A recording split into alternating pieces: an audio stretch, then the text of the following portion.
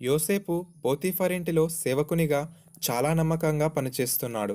దేవుడు యోసేపుకు తోడై ఉన్నందున అతడు ప్రతి పనిలో వర్ధిల్లి మంచివాడనే పేరు సంపాదించుకున్నాడు. యజమాని అయిన పోతీఫర్ యోసేపును ఎక్కువగా ఆదరించి ప్రేమించాడు. తన ఇంటి విషయాలన్నీ అతనికి అప్పగించాడు. పోతీఫర్ భార్య యోసేపు యొక్క సుందర రూపం చూసి అతన్ని మోహించింది. తనతో పాపం చేయమని చాలాసార్లు బలవంత పెట్టింది. కానీ యోసేపు సమ్మతించలేదు.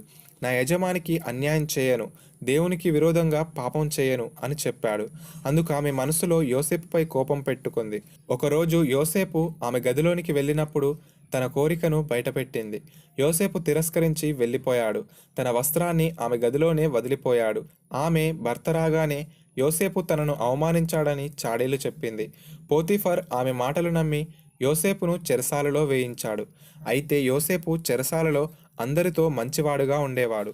అతడు ఖైదీల యొక్కయు చెరసాల అధికారి యొక్కయు ప్రేమాభిమానాలు సంపాదించాడు. యోసేపు చెరసాలలో అందరికీ అనుకూలంగా ఉంటున్నాడు. ఫరో చక్రవర్తి యొక్క పానదాయకుడు అనగా రాజుకు పానీయములు అందించేవాడు, భక్ష్యకారుడు అనగా రాజుకు రొట్టెలు భోజనం అందించేవాడు, వీరిద్దరూ తప్పు చేసి చెరసాలలో వేయబడ్డారు. ఒక రాత్రి వారిద్దరూ వేరువేరు కలలు గన్నారు. ఉదయాన్నే విచారంగా ఉన్నారు. వారు తమ కలలో చూసిన సంగతులను ఇలా వివరించారు.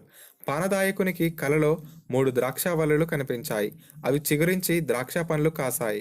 వాటి నుండి ద్రాక్షారసం తీసి అతడు ఫరోకు గిన్నెనందిస్తున్నాడు. యోసేపు అతని కలకు భావం ఇదే అని చెప్పాడు.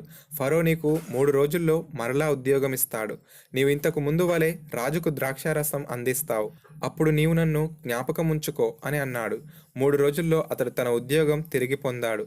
భక్ష్యకారుడు తన కలను గురించి ఇలా చెప్పాడు. తన తలపై 3 గంపలు పిండి వంటలతో నిండి ఉన్నాయి. పై గంపలో ఫరో కోసం వండిన మంచి వంటలున్నాయి. అయితే పక్షులు వాటిపై వాలి తినివేస్తున్నాయి. యోసేపు అతని కలకు అర్థం ఇలా చెప్పాడు. 3 రోజుల్లో ఫరో నిన్ను మ్రాను మీద వ్రేలాడదీస్తాడు. మరణించిన తర్వాత పక్షులు నీపై వాలి నీ మాంసం తినివేస్తాయి. యోసేపు చెప్పిన విధంగానే అతనికి జరిగింది. 2 సంవత్సరాలు గడిచిపోయాయి. ఫరో చక్రవర్తి 2 కలలు గన్నాడు. మొదటి కలలో 7 బలమైన ఆవులు, 7 చిక్కిపోయిన వికారమైన ఆవులు కనిపించాయి. 7 బక్క చిక్కిన ఆవులు 7 బలమైన ఆవులను తినివేశాయి. రెండవ కలలో 7 మంచి పుష్టిగల ధాన్యపు వెన్నులు పుట్టాయి. తర్వాత 7 పీలవెన్నులు మొలిచాయి. 7 పీలవెన్నులు 7 పుష్టిగల వెన్నులను తినివేశాయి. తెల్లవారింది. రాజు చాలా విచారంతో ఉన్నాడు. దేశంలోని పండితులను, శకునగాండ్రను పిలిపించాడు. తన కలలకు అర్థమేమిటో వివరించమని కోరాడు. కానీ ఎవ్వరూ ఆయన కలలకు భావం చెప్పలేకపోయారు. అప్పుడు పానదాయకుడు బందీగృహంలో ఉన్న యోసేపు కలల భావం చక్కగా వివరిస్తాడని చెప్పాడు. ఫరో వెంటనే యోసేపును పిలిపించాడు.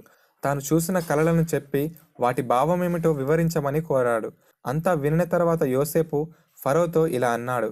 రాజా, నేను నా తెలివితేటల వల్ల కాదు, దేవుడు నాకిచ్చిన జ్ఞానంతో మీ కలలకు అర్థం వివరిస్తాను. మీరు కనిన 2 కలల భావము ఒక్కటే. దేవుడు ఈ పనిని త్వరగా జరిగించబోతున్నాడు. కనుకనే మీకు 2 సార్లు తెలియజేయబడింది.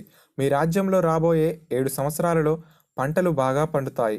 ప్రజలు సుఖంగా ఉంటారు. 7 బలిసిన ఆవులు, 7 పుష్టిగల వెన్నులు ఇందుకు సూచనగా ఉన్నాయి. ఆ తరువాత రాబోయే 7 సంవత్సరాలు మహాభయంకరమైన కరువు రాబోతుంది.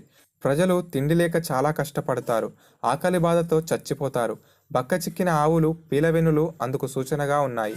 ఆ సమయంలో ప్రజలు మహాశ్రమలు అనుభవిస్తారు. యోసేపు మాటలు వినిన ఫరో చక్రవర్తి మనసులో చాలా కలత చెందాడు. రాబోయే కరువు కాలంలో ప్రజలను ఎలా ఆదుకోవాలో వివరించమన్నాడు. అందుకు జవాబుగా యోసేపు, రాజా, పంటలు బాగా పండిన 7 సంవత్సరాలు పంటలో 5వ వంతు ధాన్యం సేకరించాలి.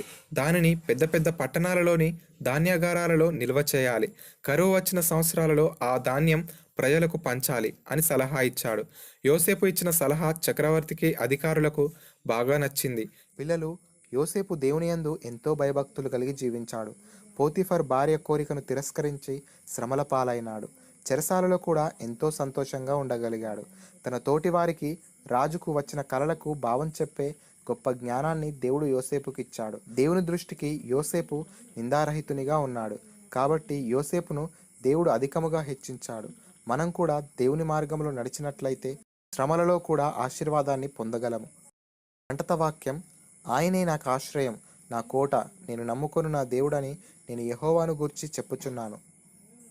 కీర్తనల గ్రంథం 91వ అధ్యాయం 2వ వచనం. ఒక ప్రశ్న. యోసేపు ఎన్నేండ్లు కరువు వస్తుందని చెప్పాడు.